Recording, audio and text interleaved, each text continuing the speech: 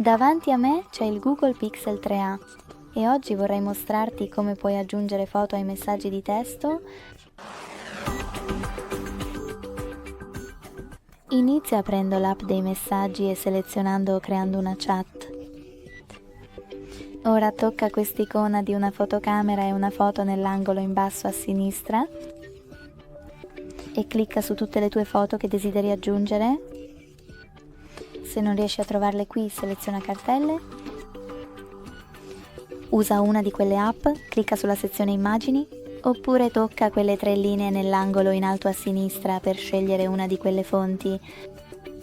In ogni caso, quando sei pronto, clicca sulla tua foto per allegarla. Grazie mille per aver guardato. Se ti è piaciuto questo video, non dimenticare di mettere un mi piace, commentare e iscriverti. Ciao!